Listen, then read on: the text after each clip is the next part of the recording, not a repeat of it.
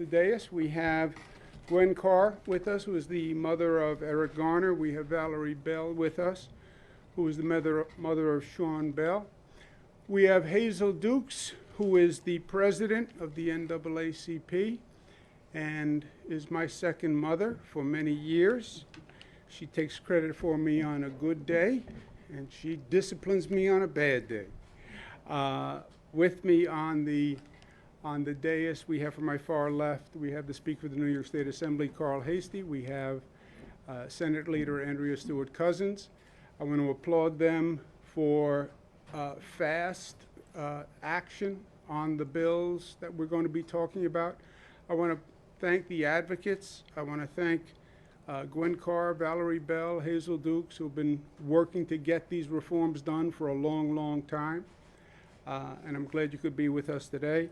And to my right is Reverend Al Sharpton, who I've known all my adult life. And I want to applaud him on not his activism, because his activism has always been extraordinary, but his effectiveness as an advocate, because it's about making change. That's what the activism is about. And he has made significant and positive change on this issue and many others. Let's go through some of the facts on today. Today is day 104 since the COVID virus started. It's day 19 since Mr. Floyd was murdered. They are two separate situations, and we're dealing with them as separate situations, but there's also a convergence between the two. We see that in the protests, et cetera, and we're worried about the COVID virus in the middle of this situation. And all of this is happening at a truly stressed time in this country. The politics is on high speed and is divisive. We have racial tensions in this nation. So it's one of the most difficult situations we've had in modern political history. When it comes to the reopening, the number for us to watch now is the daily testing number. We've been talking about a lot of numbers over the past couple of months, the hospital number, the ICU number. The number to watch now is the daily testing number. We do 50,000 tests per day, okay? More tests than any place in the country. Those 50,000 tests tell you immediately what's happening with the infection rate. We're starting to reopen. We watch those daily testing numbers to see what's happening. And they're on a website. I tell the government leaders all the time, study these numbers, look at what's behind them. But for example, New York City was at 1.5%, which was the infection rate from the testing, then 1.7. Yesterday was 1.5. So we're watching those numbers. You'll see a little up and down.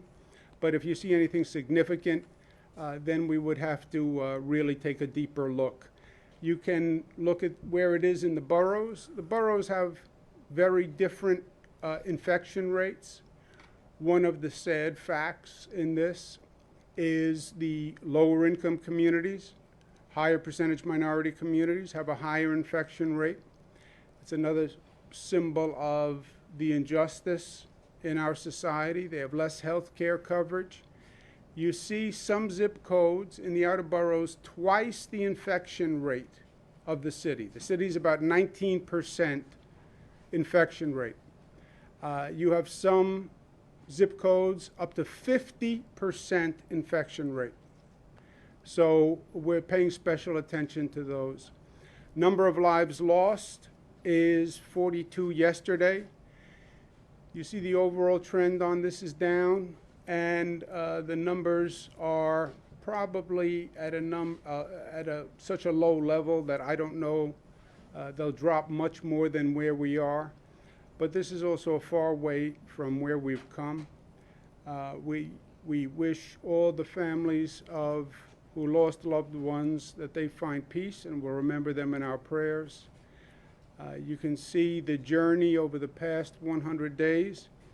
We went right up the mountain. The number increased quickly, and then it took us a long time to come down. But where we are today is a pivotal point in this entire situation with the coronavirus. You see states all across the nation where the infection rate is going up dramatically. You have states now that reopened that are scaling back their reopening. That's how bad the spikes are. Yesterday, 21 states said they had increasing COVID, 14 the new highs. Today, 23 states, 15 states hit a new high. We've seen these numbers increase before. We've been here. This is deja vu. We have to be aware and we have to be alert. You look at what's happening to these states.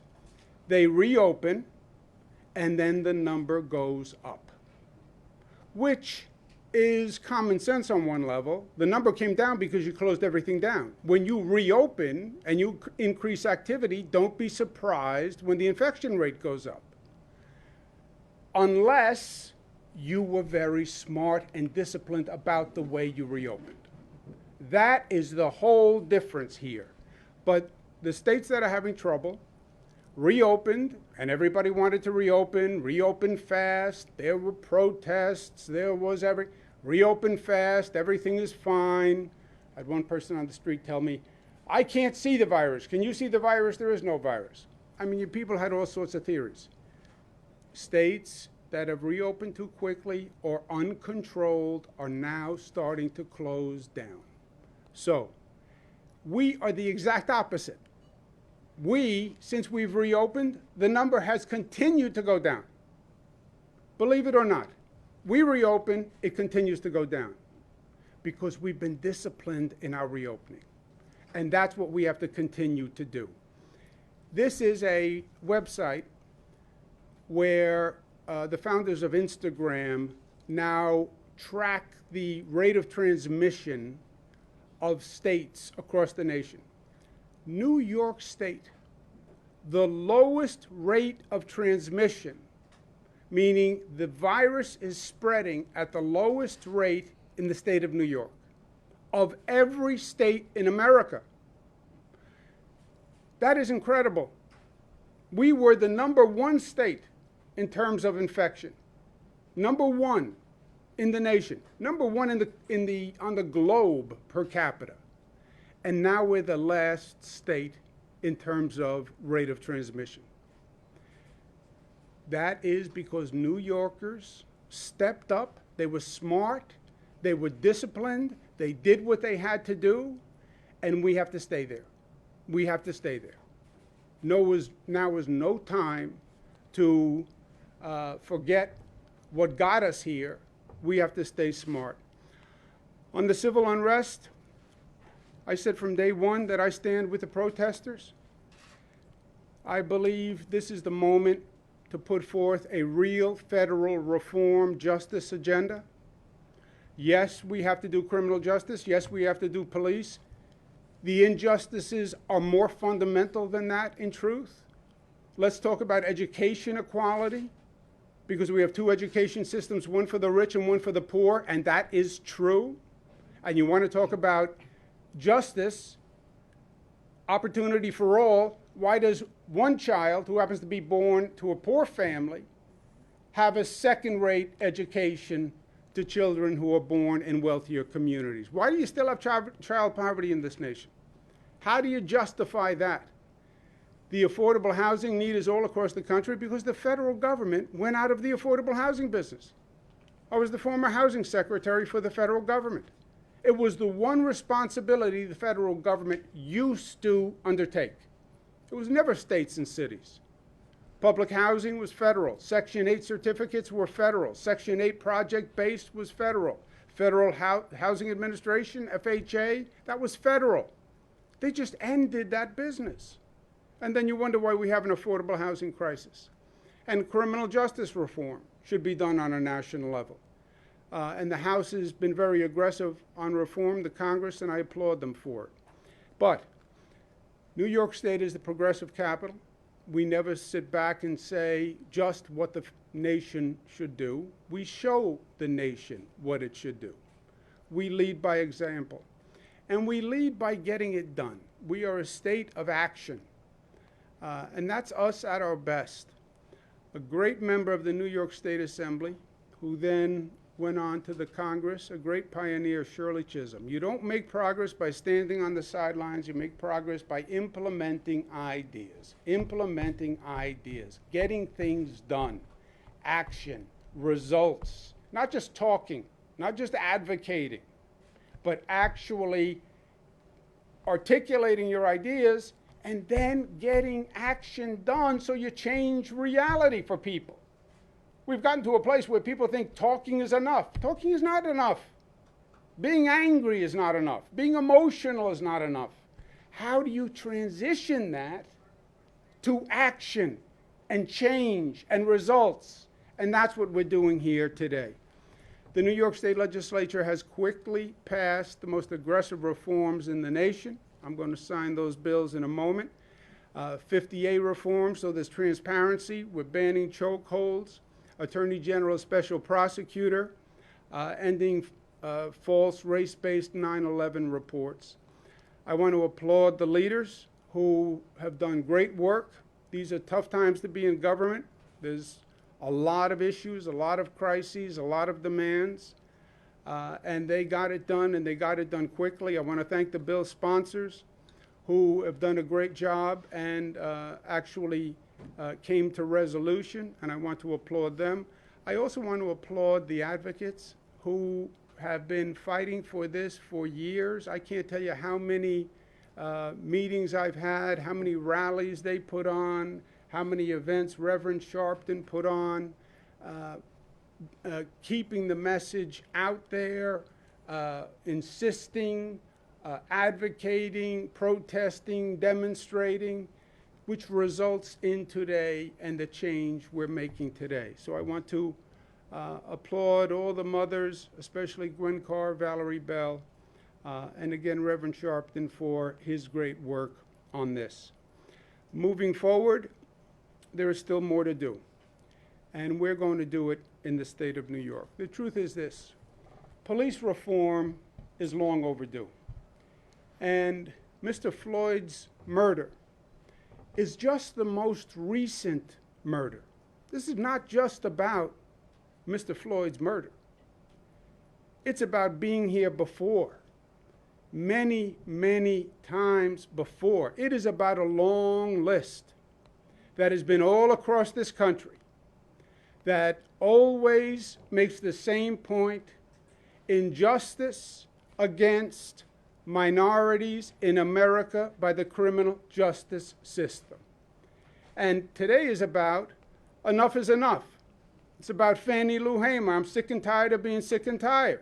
How many times do you have to see the same case before you do something? How many times? This was Eric Garner. This was Abner Louima. It was Amadou Diallo. Same case over and over and over, and still no change. And Mr. Floyd's murder, God bless this country for standing up and saying enough is enough. I respect them. But it goes back, certainly to Rodney King in modern times. And the truth is, it goes back to Dr. Martin Luther King, 1968. It is systemic discrimination and injustice in this nation. That's what it is. That's what today is about. And the answer, there is no quick fix to this. There is no, well, stop tear gas. Well, change the uniforms. That's not what this is about, my friends. And it would be a mistake if we went down that path. This is systemic reform of police departments. This is sitting down and taking a look at exactly what they do and have been doing and looking at it through a new lens of reform and reinvention. Because this has been 40, 50 years in the making. Providing police with military equipment, increasing the number of police, goes back to the 90s and the crime bills. Looking at the population explosion in our prisons. This was a long time coming. And this is not about a press release that's going to solve it. The way we really solve this is we say to every police agency in this state, I believe should happen in the nation. Sit down at the table with the local community, address these issues, get to the root of these issues, get a plan, pass that plan by your local government, and if you don't, you're not going to get any additional state funds, period. We're not going to fund police agencies in this state that do not look at what has been happening, come to terms with it, and reform themselves. We're not going to be, as a state government, subsidizing improper police tactics. We're not doing it. And this is how we're going to do it. I'm going to sign an executive order today. We'll require local governments and police departments all across the state, about 500, to develop a plan that reinvents and modernizes police strategies and programs in their community. They must formulate a plan. They have to address the use of force by police officers, crowd management, community policing, bias awareness, de-escalation, restorative justice, community-based outreach. They have to have a transparent citizen complaint disposition procedure. So if you make a complaint, it's not just yelling out the window. You find out what happened to that complaint. They should talk about appropriate equipment, what's not appropriate equipment, and any other issue that that community believes is relevant. That discussion has to happen with the community participants in the room. That plan then has to be enacted into local law. Every city, every county. It has to be done by April 1. If it's not done by April 1, and if it's not passed, they're not going to be eligible for state funding, period. And look, it's simple. This is something that has to be done anyway, because what we know is certainly true, is there is no trust between the community and the police. That's what the protests have said. There's no trust. And if there is no trust, the relationship doesn't work. If there's no trust, the police can't effectively police. If there's no trust, the community is not going to allow the police to police. And there is no trust, or there is a breach of the trust, and that has to be restored and repaired. And the only way to do it is to get in a room, get to the table, let everyone say their piece, and let's figure it out community by community all across this state. It will be statewide. No other state has done it, but New York State will lead the way, because New York is New York, tough, smart, united, disciplined, and loving. With that, let me turn it over to our great Senate leader. I thank Andrea Stewart-Cousins very much for her leadership. I know we've worked long and hard over this past week. We've been worked long and hard for a long time, but especially this past week, and it turned out great. Thank you very much. Thank you. Senate Leader. Thank you so much, Governor, and thank you for your leadership. I'm certainly so happy to be here at this moment, at this historic moment, and to share this with my colleague and partner in the Assembly's Speaker Hasty, and certainly to be always in the presence of Reverend Sharpton, who, you know, is an icon for all of us in this movement, as is everybody's mother, Hazel Dukes, who has been so clear in so many ways, and obviously in the presence of Valerie Bell and Gwen Carr. Thank you for being brave and strong. You know, we are at a moment of reckoning, there's no question about it. And I am just so thankful that I have a historic role at this moment. I have an opportunity of leading 40 Senate Democrats who unanimously decided this was the time. You know, many of my colleagues will sit and stand on the floor, and certainly colleagues who are younger, and they'll talk about the hip hop and give verses. For me, I remember in 1999 when Bruce Springsteen You know, the working class hero did 41 shots, American Skin. When that happened in 1999, I thought that that was the moment where people outside of black and brown communities were finally going to get the message that bad things were happening. And that refrain, you can get killed just for living in your American skin, I thought would ring a note. But it didn't. And that was right around Amadou Diallo, is why I did that. And so here we are. After the horrific murder of George Floyd, we finally got it. But every parent, every mother who looks like me understood that scary notion with our kids, with our husbands, with our brothers. I got that call when my youngest son was only 18 years old. And he was, quote unquote, on the wrong side of the town. He was stopped, he was frisked. The next thing I know, after we're out of the police station, we're in the emergency room because he's had a fractured nose. Thank God I was able to bring him home. I ache for Gwen, Valerie. I understood that. And I want to be clear, you know, obviously every police officer is not a bad police officer. My brother Bobby was a police officer. He was a transit officer. He worked for New York City Transit. He went in there because he wanted to help his community.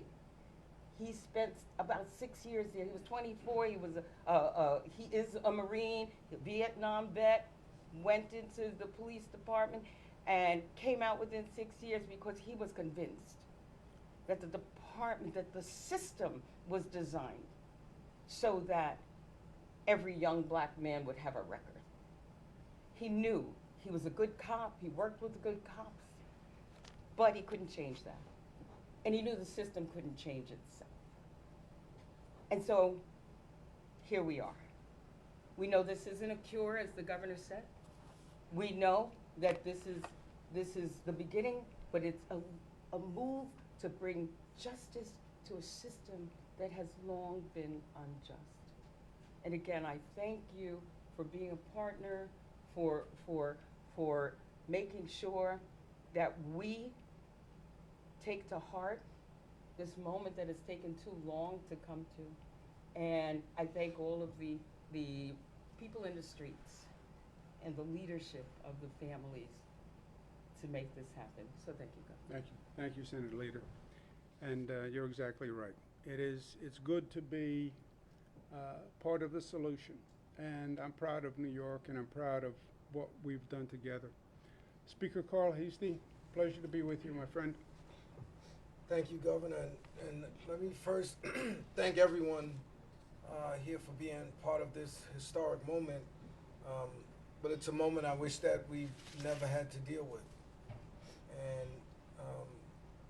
you know, when I was first elected Speaker of the Assembly on February 3rd, 2015, I had said that of all of the great things that, you know, I would be a part of, and working with the governor and working with Leader Cousins, that nothing would mean more to me, and that I felt my legacy and who I was as Speaker of the Assembly would mean nothing to me if we didn't make these systemic changes in how communities of color were policed and judged, and here we are.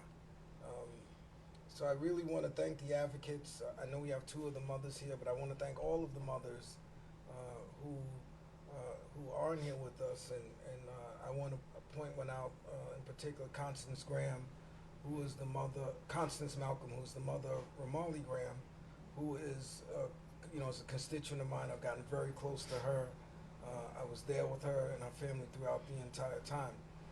And I was recently asked on an interview, you know, why now? Why did it happen now with George Floyd? As Leader Cousins said, we thought every time it happened when it was Amadou Diallo, it was time. When it happened with Anthony Baez, we thought it was time. When it happened with Eric Garner, we thought it was time. When it happened with Sean Bell, we thought it was time. When it happened with Ramali Graham, we thought it was time. But for some reason, I think what people viewed, I think it just touched a nerve on every person, because it wasn't just a people of color issue.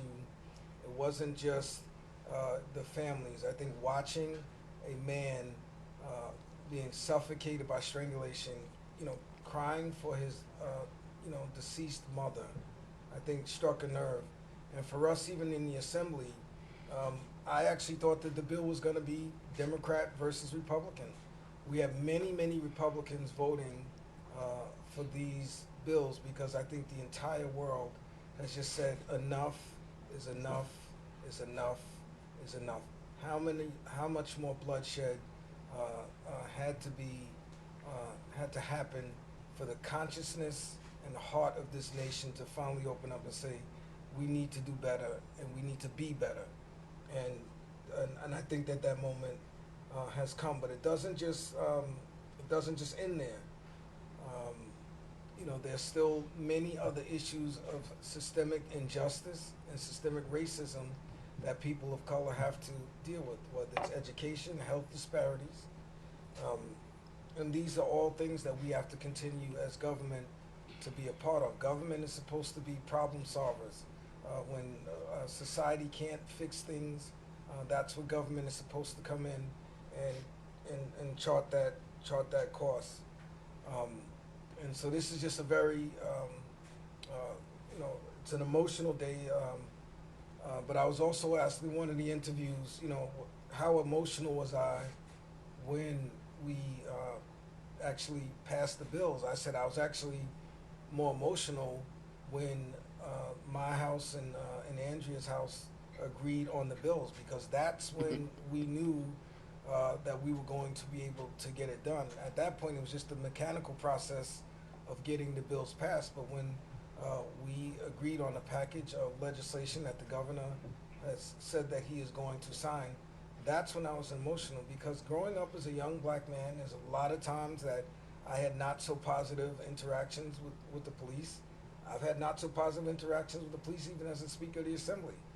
They didn't know I was a Speaker of the Assembly. I never mentioned anything. So when growing up, when you heard the stories of Anthony Baez and Sean Bell and Eric Garner, as a black man, I felt, that could be me.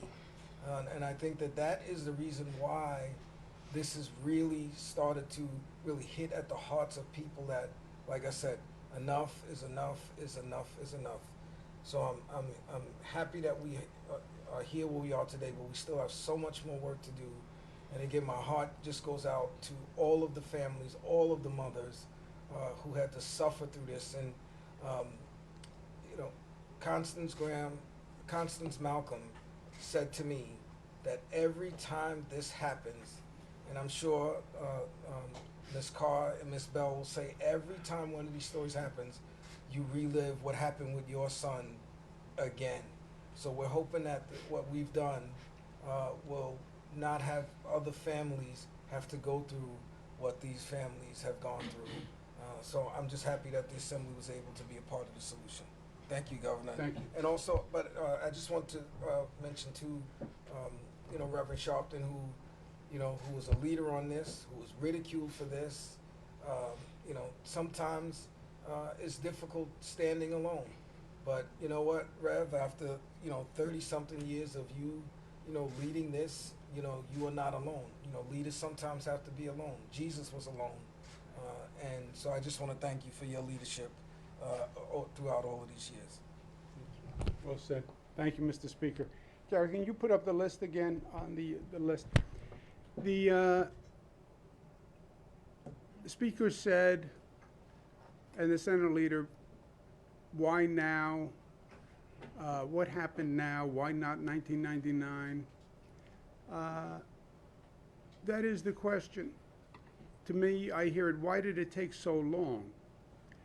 But I think it wasn't just about Mr. Floyd's death. I think it was the cumulative impact. I think all the names on that list did not die in vain. I think it took that repeated articulation to get the country to this point. Reverend Sharpton, on every one of those situations, was out there making this point all over the country. All over the country. And finally, the country heard. But the reason we're here today, make no mistake, is because Reverend Sharpton and good people across this country were out there making the point every time, over and over and over again. So Eric Garner did not die in vain. Sean Bell did not die in vain. It took a number of lives, unfortunately. It took a number of injustices, unfortunately. But each one was a part in getting to today. And it was Reverend Sharpton standing up and making sure the people of this nation heard every time every injustice happened. And that Reverend, is a special ability, a special contribution. And you have been there year after year after year, and we all respect your effort. We thank you for what you've done. We thank you for your voice, which the nation has heard, this state has heard, and not only did we hear you, we're going to make a difference, and this state is going to make a difference, and I believe it's going to be a difference that's going to resonate all across the nation. Because what we're doing here, making every police agency come to the table with the community, that should be done in every police agency in this country. Together we'll make it happen. Reverend Sharpton. Thank you, Governor, and thank you to the Speaker and the Senate Majority Leader. Let me first say this is a great day for advocates. And though I appreciate the Speaker's words, but as I stood on many of these marches and protests, there were many that will never sit next to the governor that marched, many that will never have their names called. And it's a great day for them, advocacy groups that are not as known as National Action Network, but advocated anyway. So I sit here for them as well. Some of us may not even get along, but it's a victory for all of us. And we must monitor to make sure that it's done. I'm glad that Hazel Dukes is here, who is going to jail with me in some of the protests around this issue. And I'm most glad for the mothers who, no matter what we do, will always have an empty seat at the family dinner table and the holidays. I talk to the mothers every holiday. I spoke at Ramali Graham's funeral. I did the eulogy. I did the eulogy at Gwen Carr's son's funeral, Eric Garner. I spoke at Sean Bell's funeral, as I did this week at George Floyd's funeral. So I've gotten to know their pain. I don't just lead the protest, but I work with the families, and it is not an issue to them. And I'm glad that we see what we see. I joined the civil rights movement as a teenager. I grew up a boy preacher in Brooklyn. When I was 13, I became part of Dr. King's branch here. We were told you start with demonstration to lead to legislation, then reconciliation. Without the legislation, the demonstration is just an exercise. We work out every morning, the governor and I. This is not exercise. It is to change things. And by signing these bills is bringing about the change. What made Dr. King's movement effective was there was a John Kennedy or Lyndon Johnson or Hubert Humphrey that legislated is doing today, and what this Assembly Speaker and this Majority Leader in the Senate is doing is legislating what we demonstrated about. We will monitor it and make sure that it is enforced, but we had nothing to enforce, which is why we had to keep going. These bills mean some substantive change so that we won't be sitting here going over this after the next funeral and after the next situation. Let me also say, though, about this governor, to give the executive order that he has given, let us be very clear. There's no governor in this country that has said what he said this morning. And he and I debate sometime, but he has, in many ways, done things that even I did not expect. To say that every mayor must come up with a plan along these areas, or they would withhold state money, is a model for where we ought to be dealing with 21st century civil rights in this country. Make no mistake, this is a new level that all other 49 governors ought to look at. Because to say that I want to see mayors deal with this and I want to see city councils deal with this is one thing. But to say we're going to hold funds means that he means it. I'm not surprised, because let me explain, even though he and I have debated on different things throughout the years, 20 years ago, when I called a march in Washington on the anniversary of the March on Washington, and Mrs. Coretta Scott King presided over that march, the widow of Martin Luther King, the only member of President Clinton's cabinet that would come to the march was Andrew Cuomo. And he stood with me when I was much fatter and much more controversial. Don't laugh, Andrew, we're on television. So he has stood with us when it was not politically wise to stand with us.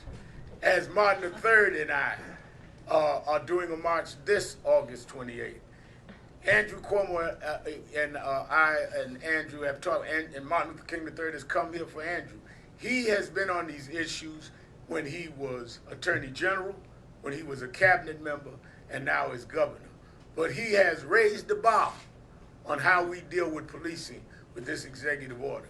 So I was very happy to come to be part of watching him sign these laws that these mothers and these advocates and many further to the left than me would appreciate. But I am beyond happy to be here when I heard the executive order, because now not only have we made an announcement, Andrew Cuomo has raised the bar. And I hope every governor in this country will be asked today whether or not they're going to do what he just did. Somebody has to raise the bar. Then we can say to the Floyd family and others that you really have seen a new day and we've turned a new way in this country. And I think that he has done that. And Andrew Cuomo knows that when I don't think he did whatever, I will tell him he has gone beyond even my expectations. So enjoy these few minutes, because but I think this is a great day. Thank you. Thank you very much, Reverend. Thank you so much. And really, you're right. We do go back a long time. But I tell you, my friend, today is because of you and your activism and all those years. And finally, the people of this nation heard. So God bless you. I'm going to sign the bill in this new socially distant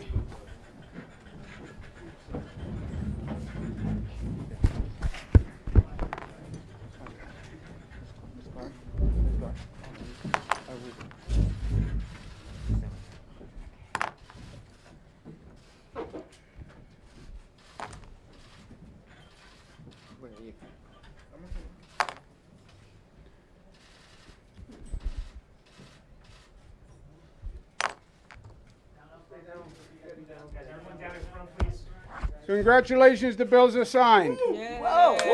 There you go, brother. Thank you, thank you. Okay, Proud Mama. day, son. Thank you, darling. Thank you, Mama. Thank you. Thank you. Keep work going. Thank you. Thank you. Well done. Everyone got one? Let's give them a round of applause. Can I say something? Miss Bell want to say something. Miss Carl, We Miss want Bell a and Miss minute. Carl. We want to say something for a If it's minute. okay? Please, go ahead. Come on. Okay, I'm sorry. To give honor to our Lord and Savior Jesus Christ, that's why I'm able to stand here today. Miss Bell. Thank you. All the honor and glory goes to our Lord and Savior Jesus Christ. I want to thank Governor Cuomo for what he has done, not only for me and Ms. Carr, but for all the mothers and the allies who represent us doing the work that needs to be done. We wrote a vision, we had the voice, and the victory is won. So our allies, Justice Committee, CPR, and all others who stood with us, I want to thank you all and continue the work that you've been doing to make this a better place. Thank you so much. God bless. Thank you very much. Thank you all very much. And Thank you. My sentiments exactly what Valerie just said, and I appreciate the governor, the speaker, the majority leader, Reverend Sharpton, all who made this possible, all the committee leaders, the CPR, the Justice Committee, everyone who helped on this campaign. It was a long time coming, but it came, and thank you all very much. Thank you so much. Thank you. Thank you. Thank you for being here. Thank you. Thank you for the kindness.